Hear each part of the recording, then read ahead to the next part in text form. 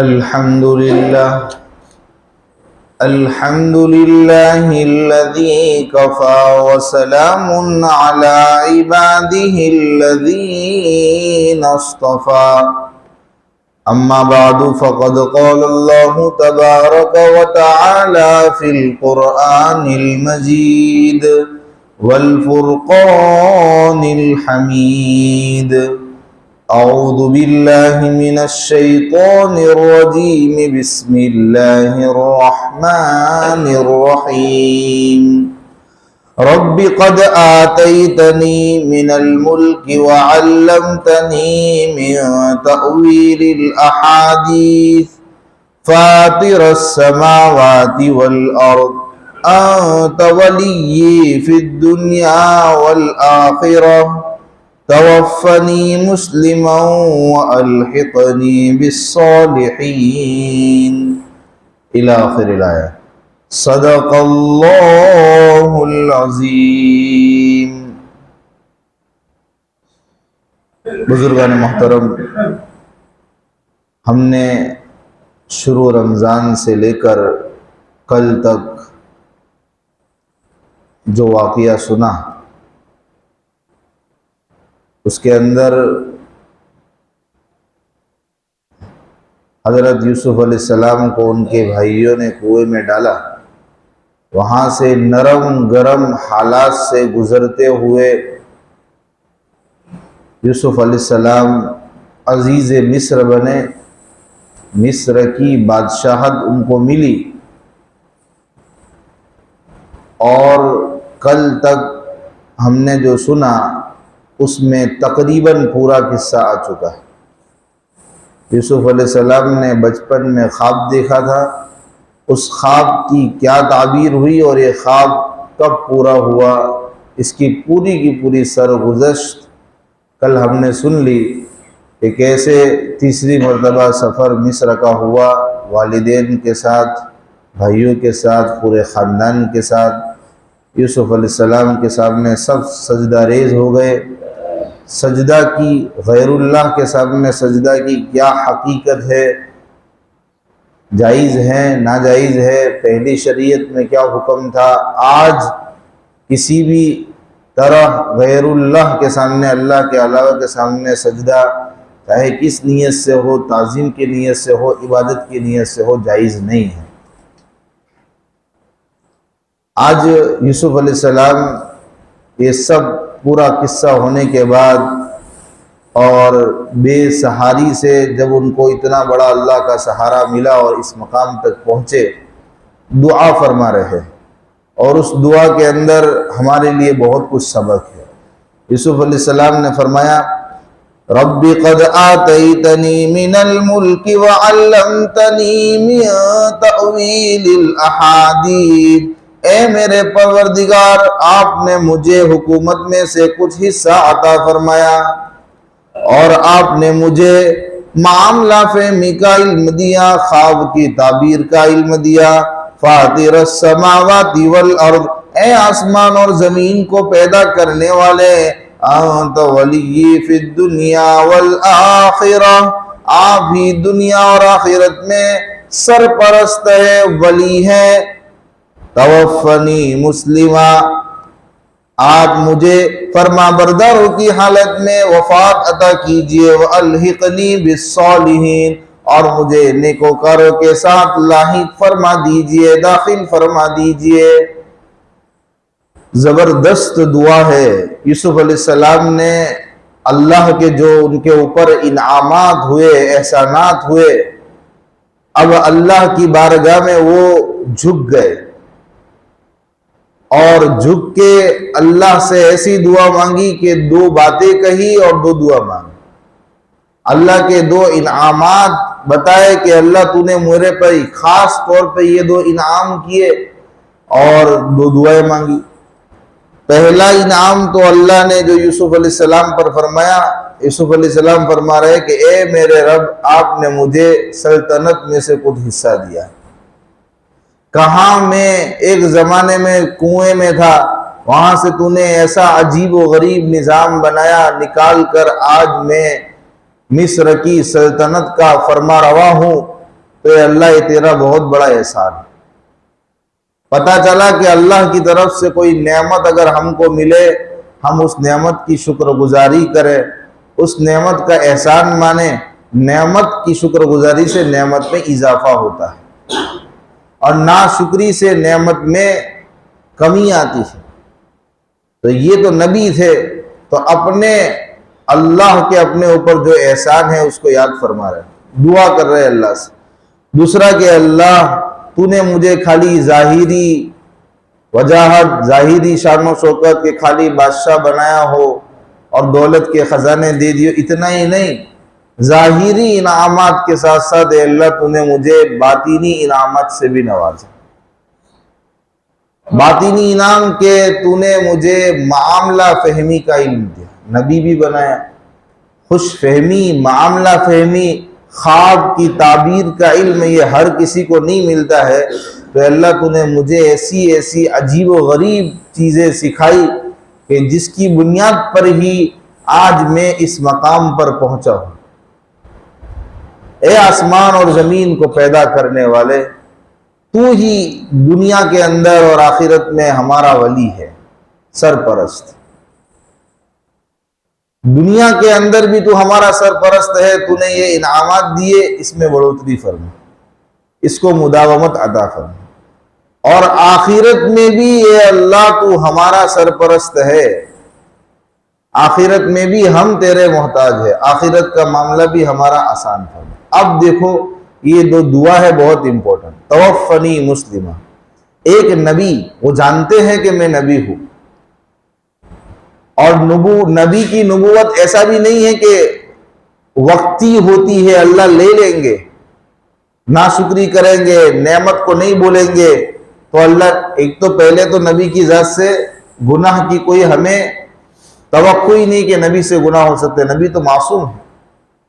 لیکن پھر بھی یہاں سوچنے کی بات ہے، سمجھنے کی بات ہے کہ ایک نبی نعمتوں کو یاد کر رہا ہے اور اللہ سے نعمت کی بقا بھی مانگ رہا ہے، اور اپنی آخرت کی بھی کیسی فکر کر رہا ہے کہ اللہ جب تک تو زندہ رکھے، توفنی مسلمہ، تیری فرما برداری کے ساتھ زندہ رکھو، تیری غلامی اور تیری ماتحتی میں جینے کی توفیق نصیب فرمائے۔ اور جب اس دنیا سے رخت سفر باندھنے کا وقت آئے کہ بھی اب تمہارا زندگی کا سفر ختم، تو اے اللہ ہمیں نیک لوگوں کے ساتھ لاحق فرمائے۔ میرے بھائیوں، ایک نبی دعا مانگ رہا ہے، صالحین کے ساتھ ہمارا شمار فرمائیو۔ ہما شما جن سے اٹھتے بیٹھتے چلتے پھرتے گناہ ہو جاتے ہیں، بھر بھر کے گناہ ہوتے ہیں، لیکن اس کے باوجود بھی اللہ کی نعمتیں، کروڑ ہا کروڑ نعمتیں بارش کی طرح ہمارے اوپر برستی ہے۔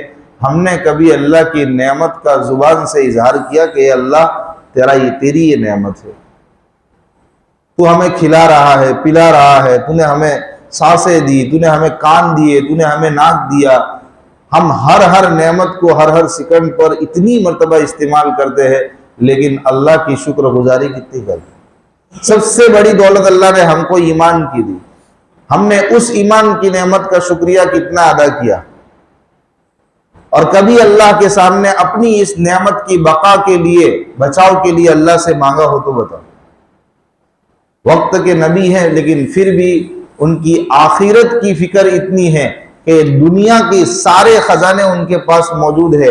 دنیا جس کو فلاح تصور کرتی ہے، دنیا جس کو کامیاب انسان تصور کرتی ہے، تو ایسے لوگوں میں یوسف علیہ السلام کا شمار ہے، لیکن پھر بھی وہ اس کامیابی کو کامیابی نہیں سمجھتے ہیں، وہ تو آخرت کے اندر کامیاب ہونے کو کامیابی تصور کرتے ہیں۔ تو ہمارے لیے اس میں بہت بڑا سبق ہے کہ ہم کامیاب جب ہوں گے جب ہم اللہ کی بارگاہ میں کامیاب ہوں گے، ہم ایمان کے اوپر مریں گے، ہمارا ایمان کے اوپر خاتمہ ہوگا، اللہ کو راضی کرنے والے اعمال ہماری زندگی میں ہوں گے۔ باقی دولت، دنیا، شہرت، نام، یہ سب کچھ ہمارے پاس ہے، لیکن اللہ کے یہاں اپنے آپ کو مقبول نہیں کرا پائے، اللہ کے یہاں اپنے آپ کو ایمان والا اعمال والا پیش نہیں کر پائے تو ہم سب سے بڑے نادار ہیں، سب سے بڑے نادار ہیں، سب سے بڑے فقیر ہم ہیں۔ آگے فرمایا ذَلِكَ مِنْ أَنْبَاءِ الْغَيْبِ نُوحِيهِ إِلَيْكَ۔ اس آیت کے پڑھنے سے پہلے ہم یہ سمجھ لیں کہ یوسف علیہ السلام کا جو قصہ اور ان کے بھائیوں کا جو قصہ تھا وہ ختم ہو چکا۔ اب ایک صفحہ خالی باقی ہے، اس کے اندر بنیادی باتیں آئے گی کہ بھئی آپ کو یاد ہو جب یہ قصہ شروع ہوا تھا تو اس قصے کا پس منظر تھا کہ مشرکین مکہ نے اللہ کے نبی کی نبوت کا امتحان لیا تھا یہودیوں کے اشارے پر کہ اللہ کے نبی کی پریکشا لو، اللہ کے نبی کی آزمائش کرو، وہ اگر سچے نبی ہے، اپنے نبوت کے دعوے میں وہ صادق ہے، سچے ہے، تو آپ ان کی پریکشا اور امتحان اس طور پر لو کو ان سے پوچھو کہ بنی اسرائیل مصر کیوں گئے تھے، بنی اسرائیل کے مصر پہنچنے کا کیا سبب بنا تھا، کیا یوسف اور ان کے بھائیوں کا معاملہ تھا، اور ان کو یہ تھا کہ یہ ہماری دلیل اور ہماری یہ بات ایسی ہے کہ نبی علیہ السلام کے پاس اس کا کوئی جواب ہوگا ہی نہیں، اس لیے کہ یہ واقعہ مشہور نہیں تھا اتنا، اس کی تاریخی روایتیں نہیں ملتی تھی اور کوئی چانس نہیں تھا کہ یہ واقعے کا جواب اللہ کے نبی کے پاس ہوگا۔ لیکن ان کو پتا نہیں تھا کہ اللہ کے نبی کے اوپر جو ڈائریکٹ فضل اور کرم جس ذات کا ہے وہ اللہ ہے۔ حقیقت میں کوئی ایسی شکل اور کوئی ایسی ظاہری صورت نہیں تھی کہ اللہ کے نبی اس کا جواب دے سکے۔ اگر وحی الہی کا اللہ کی طرف سے یہ یوسف علیہ السلام کے بارے میں، ان کے بھائیوں کے بارے میں یہ صورت نہ اترتی، وحی الہی کا فیضان نہ ہوتا، تو اس واقعے کی ایک جزئی، ایک ٹکڑا بھی اللہ کے نبی صلی اللہ علیہ وسلم ان کو بیان نہیں کر سکتے، اس لیے کہ اسباب ہی نہیں تھے۔ اللہ کے نبی صلی اللہ علیہ وسلم امی تھے، اللہ کے نبی کا کوئی استاد نہیں ہے، کسی نے اللہ کے نبی کو پڑھایا نہیں ہے، اور اس وقت تک مکہ کے اندر جب اللہ کے نبی تھے، شروعات میں یہودیوں کی، اہل کتاب کی آبادی نہیں تھی کہ ان سے سنا ہو اور ان سے سن کر بتایا ہو یا کوئی کتاب میں پڑھ کے بتایا ہو۔ اللہ کے نبی کے اسفار بھی نہیں ہوئے تھے اتنے زیادہ اس ٹائم پہ، مکہ میں اکثر زندگی ان کی گزری تھی اس وقت، اور جو دو سفر ہوئے بھی تھے تو وہ ایسے سفر کہ ایک چچا کے ساتھ سفر پہ گئے تھے تو وہ تو آدھے راستے میں واپس بھیج دیا گیا تھا کسی واقعے کی وجہ سے، اور ایک تجارت کے سفر سے گئے تھے تو وہ بھی بہت کم عرصے کے لیے گئے تھے، وہاں سے بھی اپنا کام ختم کر کے آ گئے تھے، اور وہاں کسی عالم سے یا کسی یہودی جاننے والے سے، عالم سے یا کسی ادارے کے اندر گئے ہو، ملاقات کی ہو، اس قصے کو سنا ہو، پڑھا، ایسا کچھ تھا ہی نہیں۔ یہ تو صرف اور صرف وحی الہی کی برکت تھی جو اللہ کے نبی نے ان کے سامنے پورا قصہ ایسا تفصیل سے رکھا ہے کہ وہ بھی ناخن چبانے لگے۔ ایسی باتیں ان میں آئی کہ جو ان کی کتاب میں موجود نہیں تھی، اسی لیے آگے فرمایا گیا ذَلِكَ مِنْ أَنْبَاءِ الْغَيْبِ، یہ تو انباء غیب سے تعلق رکھتا ہے، یہ قصہ غیب کی خبروں سے تعلق رکھتا ہے، یعنی یہ قصہ جب پیش آیا ہے تو اس قصے کے بارے میں نہ اس وقت ہمارے نبی وہاں پہ موجود تھے، نہ یہ قصے کے بارے میں آپ نے کوئی سنا تھا، بلکہ یہ تو غیب کی باتوں سے ہی پتہ چلا ہے۔ نوحیہ الیک، جس کو ہم آپ کی طرف وحی کرتے ہیں، یعنی وحی الہی کے علاوہ کوئی دوسرا آپشن تھا ہی نہیں اس قصے کو جاننے کا۔ وما کنت لدیہم اذ اجمعوا امرہم وہم یمکرون، اور آپ ان کے پاس اس وقت موجود نہیں تھے جب وہ اس معاملے کو، اپنے مشورے کو پختہ کر رہے تھے اور وہ چال چل رہے تھے، یعنی چلو مان لو، فرض کر لو کہ اللہ کے نبی کو اس قصے کی بھنک لگ گئی، اللہ کے نبی کو یہ قصہ کسی وجہ سے معلوم تھا، لیکن پھر بھی اس قصے کے اندر کچھ چیزیں ایسی ہے جو اللہ کے بتائے بغیر پتہ ہی نہیں چل سکتی۔ اللہ نہ بتائے تو کوئی اور دوسرا بتا ہی نہیں سکتا، اس لیے کہ اللہ کے علاوہ کسی کو معلوم ہی نہیں۔ اس میں سے ایک بات یہ بھی ہے کہ جس وقت یہ برادران یوسف علیہ السلام کو کنویں میں ڈالنے کا مشورہ کر رہے تھے اور مشورے پر وہ مہر لگا رہے تھے، ان کا پختہ ارادہ انہوں نے کر لیا کہ اب یہ کرنا ہے یوسف کی بربادی کے لیے، اس وقت آپ موجود نہیں تھے اور کسی کو اس قصے کی، اس واقعے کی، اس کی بھنک ہے ہی نہیں، تو پھر آپ کو کیسے پتا چلا؟ ظاہر سی بات ہے کہ اللہ کے بتانے سے پتا چلا ہے، کوئی دوسرا جانتا نہیں تھا، جنگل کے اندر، بیابان کے اندر کوئی دوسرا تھا ہی نہیں، ان بھائیوں کے علاوہ کسی کو معلوم تھا نہیں کہ ہم نے یہ ڈسکس کی ہے، یہ مشورہ کیا، اللہ کے سوا کوئی نہیں جانتا تھا۔ تو پھر اللہ کے نبی کو اتنے سالوں کے بعد یہ بات کہاں سے پتا چلی، قرآن میں یہ بات کہاں سے آئی؟ پتا چلا کہ بھئی یہ اللہ کی طرف سے ہی آئی ہے۔ پورا قصہ جو صحیح تفصیل کے ساتھ پیش کیا گیا ہے وہ من جانب اللہ ہے، اور یہ پورا کا پورا قصہ یہ ہمارے نبی صلی اللہ علیہ وسلم کی نبوت کی دلیل کے لیے تھا۔ ہمارے نبی یہ نبی ہے اور سچے نبی ہے، کیونکہ اللہ کی طرف سے ان کو غیب کی باتوں کا علم۔ ایک بات یہاں پہ رک کے میں بتانا چاہوں گا، اکثر نوجوان اور عوام کا طبقہ جب یہ بات سنتا ہے غیب، تو وہ فوراً یہ سمجھ لیتا ہے کہ اللہ کے نبی عالم الغیب تھے۔ یاد رکھیے، اللہ کا صاف فرمان ہے عالم الغیب والشہادہ، غیب کی باتوں کو جاننے والا اللہ کے سوا کوئی نہیں ہے۔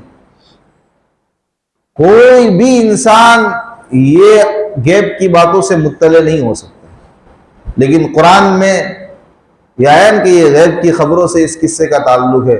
لوگ یہ سمجھ لیتے ہیں کہ بھئی تو اللہ تبارک و تعالیٰ نے غیب کی خبروں میں سے کچھ خبریں اپنے نبی کو بتاتے ہیں، تو خبروں کے بتانے سے تو یہ لازم نہیں آتا کہ اللہ کے نبی غیب کو جاننے والے ہیں۔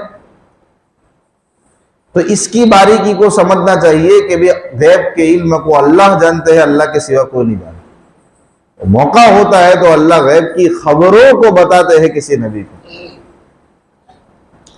آگے فرمایا گیا وَمَا أَكْثَرُ النَّاسِ وَلَوْ حَرَصْتَ بِمُؤْمِنِينَ، اللہ کے نبی آپ نے بھری محفل میں ان کے مطالبوں کو پورا کر دیا۔ انہوں نے آپ سے کھرا امتحان لیا تھا آپ کی نبوت کا، اور آپ کو بالکل پھنسانے کی حد درجہ کوشش کر لی کہ اس میں اللہ کے نبی پھنس جائیں گے، پھر یہ نبوت کا دعویٰ جو کریں گے اس میں وہ جھوٹے ہو جائیں۔ آپ کی کھری آزمائش تھی، آپ نے ان کا مطالبہ پورا بھی کر دیا ہمارے فضل سے، لیکن آپ ابھی بھی ان سے توقع نہ رکھیے کہ یہ سب لوگ ایمان لے آئیں۔ آپ کا جی چاہتا ہے، آپ کا نفس، آپ کا دل چاہتا ہے کہ ان میں سے اکثر لوگ ایمان لے آئیں گے، لیکن یہ ایمان نہیں لائیں گے۔ یہ ہٹ دھرم لوگ، یہ ضدی لوگ ہیں، اور ہٹ دھرموں کا، ضدیوں کا یہ مزاج ہوتا ہے کہ کسی چیز کی صداقت پر آپ ان کو دلیل دے بھی دے دے تو ان کے سوال کا مقصد ہرگز یہ نہیں ہوتا ہے کہ آپ کی دلیل سے وہ مطمئن ہو جائے، وہ آپ کو مان لے۔ بھئی کوئی معقول انسان کسی کی پریکشا لے، کسی کا امتحان لے، مقصد کیا ہوتا ہے کہ سامنے والا اس کا اگر صحیح جواب دے دے، صحیح آنسر دے دے تو ہم مان لیں گے آپ کو کہ آپ جو بات کہہ رہے اس میں سچے ہیں۔ لیکن ہٹ دھرم لوگ ایسا نہیں کرتے، بلکہ ہٹ دھرم لوگ یہ دلیلیں اور سوالات جو کرتے ہیں اور سوالات جو داغتے ہیں اور دلیلیں جو دیتے ہیں، دلیلیں جو مانگتے ہیں، چاہتے ہیں کہ اس کے اوپر دلیل لاؤ، ان کا مقصد یہ ہوتا ہے کہ ہم ایسی دلیلوں کو چاہے، ایسی دلیلوں کو مانگے کہ جس کا ان کے پاس کوئی جواب نہ بن پڑے اور ہم ثابت ہو جائے۔ حق ثابت ہو ہی نہیں، وہ تو انکار کو بڑھاوا دینا چاہتے ہیں، اپنے آپ کو ہی بڑھاوا دینا چاہتے ہیں۔ وہ حق کی تلاش میں اور حق کی جستجو میں تھے ہی نہیں کہ آپ ان کو مطالبہ آپ ان کا پورا آپ نے کیا اور آپ کی بات مانیں، نہیں لائیں گے۔ یہ ہٹ دھرم لوگ، ضدی لوگ ہیں، ایمان نہیں لائیں گے۔ تو آپ کو تسلی دی جا رہی ہے وَمَا أَسْأَلُهُمْ عَلَيْهِ مِنْ أَجْرٍ، اور اللہ نے فرمایا نبی علیہ السلام کو خطاب کر کے کہ میں ان سے اس پر کوئی اجر بھی نہیں مانگتا ہوں۔ یعنی یہ کتنے ہٹ دھرم لوگ ہیں کہ آپ ان سے ایک پائی نہیں مانگ رہے، یہ نصیحت کرنے پر، ہدایت کا راستہ دکھانے کے اوپر۔ ان هو الا ذکر للعالمین، آپ کا ذکر کرنا، آپ کا نصیحت کرنا، یہ تو جہاں والوں کے لیے، تو قرآن یہ تو جہاں والوں کے لیے نصیحت ہو جو آپ کر رہے اور اس کے اوپر آپ کوئی معاوضہ نہیں مانگ رہے، کوئی پائی بھی نہیں مانگ رہے، پھر بھی یہ لوگ پتہ نہیں کیوں نہیں مان رہے۔ اللہ کے نبی کی نبوت کو تسلیم کرنے میں، قرآن کو سچا ماننے میں ان کا کیا جاتا ہے، سمجھ میں نہیں آتا۔ آگے فرمایا گیا وَكَأَيٍّ مِّنْ آيَةٍ فِي السَّمَاوَاتِ وَالْأَرْضِ يَمُرُّونَ عَلَيْهَا وَهُمْ عَنْهَا مُعْرِضُونَ، بہت ساری نشانیاں آسمان میں، زمین میں ایسی ہے کہ وہ اس کے اوپر سے گزرتے ہیں اور بالکل غفلت کے ساتھ وہاں سے گزر جاتے، اعراض کرتے ہیں۔ یعنی اللہ کے نبی سے کہا جا رہا ہے کہ بھئی ان کو ایمان لانا منظور ہوتا، قرآن سے آپ نے ان کو سمجھایا، نصیحت کی چیزیں وہ نہیں مانے، لیکن کیا وہ ایک ہی قرآن کے علاوہ بھی دنیا کے اندر، آسمان اور زمین کے اندر اللہ کی قدرت کے اتنے مظاہر ہے، اتنی مظاہر ہے، اتنی نشانیاں ہیں کہ ان میں وہ غور کرے تب بھی سمجھ میں آ جائے کہ اس کے پیچھے کس ہستی کی قدرت، کس ہستی کا ہاتھ ہے، کس ذات کی قدرت کا کرشمہ ہے۔ لیکن وہ دیکھتے بھی ہے، جاتے بھی ہے، یہاں سے گزرتے ہیں کہ بھئی دیکھو یہ قوم یہاں پہ ہلاک ہوئی تھی، وہ نشانات آج بھی موجود ہے، لیکن اس کو سرسری طور پر گزر جاتے۔ وہ آسمان کو دیکھتے ہیں، وہ چیزوں کو چیز کی حیثیت سے دیکھتے ہیں، آسمان کو دیکھتے ہیں آسمان، زمین کو زمین ہے، پہاڑ کو دیکھتے ہیں، چیزوں کو چیزوں کی حیثیت سے دیکھتے ہیں، تو کہاں سے ان کو خدا سمجھ میں آئے؟ اور چیزوں کو چیزوں کی حیثیت سے انسان بھی دیکھے تو پھر انسان اور جانور میں فرق کیا رہا؟ جانور نہیں دیکھتے اپنی آنکھوں سے پہاڑ کو، جانور نہیں دیکھتے آسمان کو، جانور نہیں دیکھتے پانی کو۔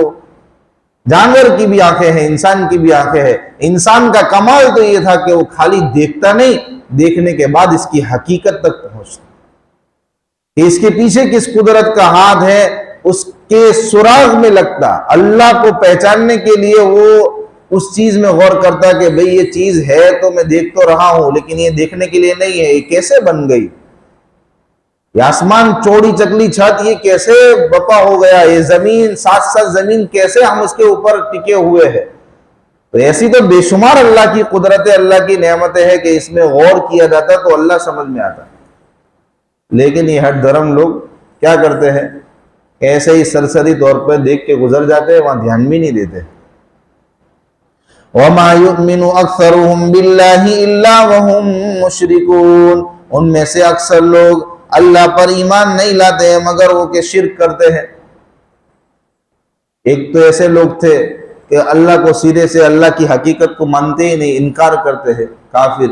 لیکن کچھ بدبخت لوگ تو ایسے بھی ہیں جو زبانی دعویٰ کرتے ہیں ایمان کا، اللہ کو مانتے ہیں، ایسا نہیں ہے کہ اللہ کو نہیں مانتے، لیکن اللہ کے ساتھ ساتھ کچھ ایسے معبودوں کو، کچھ ایسی چیزوں کو بھی عبادت کا درجہ دے دیتے ہیں کہ اللہ کے ساتھ ان کو شریک ٹھہرا دیتے۔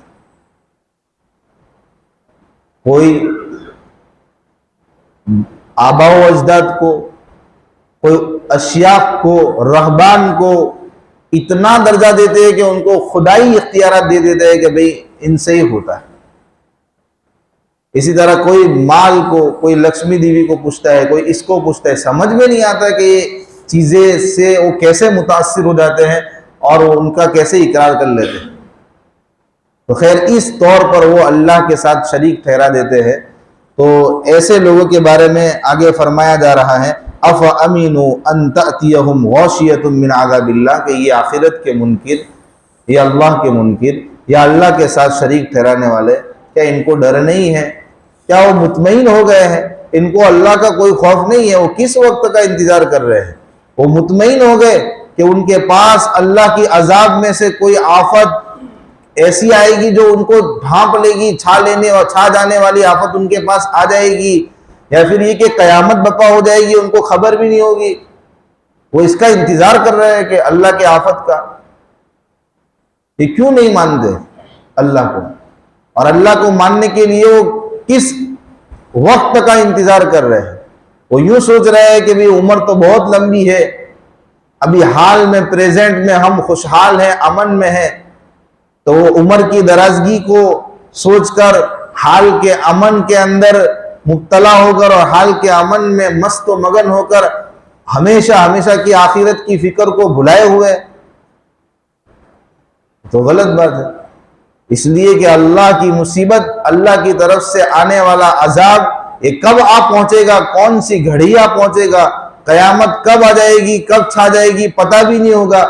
تب پھر کبھی افسوس منوں گے کہ یہ کیا ہو گیا، دنیا تو بھائی مست و مگن میں گزر گئی۔ اور یاد رکھیے اللہ کی طرف سے آفتیں، اللہ کی طرف سے مصیبتیں آنے کا کوئی ایک محدود وقت نہیں ہوتا ہے۔ اللہ چاہے تو موت اور اس سے بھی بڑی آفتیں ابھی آ جاوے، شام میں آ جاوے، کل صبح آ جاوے، کل پرسوں آ جاوے، کب آ جاوے کوئی اللہ ہم بتا سکتے؟ ہمیں کوئی وقت دیا گیا ہے، ہمیں کوئی بتایا گیا ہے کہ بھئی اس سے پہلے مصیبت نہیں آئے گی؟ ظاہر سی بات ہے کہ اللہ کی طرف سے مصیبتیں کبھی بھی آ سکتی ہے، آفتیں کبھی بھی آ سکتی ہے۔ پھر یہ کیسے مطمئن ہو سکتے ہیں اور کیسے اللہ کے ساتھ شریک کر سکتے ہیں اور کیسے اللہ کا انکار کر سکتے ہیں؟ خیر، یہ سورہ یوسف کا سلسلہ قصہ جو ختم ہوا، اس کے بعد اب پوری بات کا نچوڑ، جہاں سے قصہ شروع ہوا تھا، جو پس منظر تھا، اس کو اب سمیٹا جا رہا ہے۔ آگے کل کا جو سبق ہے وہ بہت ہی زیادہ امپورٹنٹ، آپ سب کی حاضری کی امید رکھتا ہوں۔ آج ہم نے جو توحید کو سمجھا ہے وہ کون سی توحید ہے؟ اللہ کو ایک ماننا، اللہ پر ایمان لانا، یہ ہمارا سمجھنا کیا ہے اور توحید کی صحیح سمجھ کیا ہے۔ اسلام نے توحید کا، اللہ کے ایک ہونے کا کیا تصور پیش کیا ہے، اور ہم زبانی اللہ کو ایک مانتے ہیں لیکن ہمارے اعمال، ہمارے کرتوت کبھی کبھی توحید کے منافی ہوتے ہیں اور ہم جانے انجانے کے اندر اللہ کے ساتھ شرک کر رہے ہوتے ہیں، ہمیں پتہ بھی نہیں ہوتا۔ اس لیے کل کا سبق بہت امپورٹنٹ ہے۔ 15 ایسی چیزیں ہیں کہ جو چیزیں اگر ہماری زندگی میں ہیں تو ہم یہ سمجھے کہ ہم توحید کے اعتبار سے خالص، ہم پکے موحد ہیں۔ باقی تو کسی ایک میں بھی جھول ہے تو ہم ایمان کے اعتبار سے، توحید کے اعتبار سے کچے ہیں۔ تو اسلام کا توحید کے بارے میں کیا تصور ہے، قرآن توحید کے بارے میں کون سے توحید کی طرف ہمیں دعوت دیتا ہے، ہمیں کون سے ایک اللہ کی طرف بلانے کی دعوت دیتا ہے، وہ انشاءاللہ کل ہم سمجھیں گے۔ تو کل انشاءاللہ آپ سب ضرور تشریف لائیں۔ اب 2-1 دن کے اندر انشاءاللہ سورہ یوسف کی تفسیر ختم ہو جائے گی۔ اس کے بعد حسب مشورہ کیا کرنا آگے انشاءاللہ وہ ترتیب بنائیں گے۔ صدق اللہ۔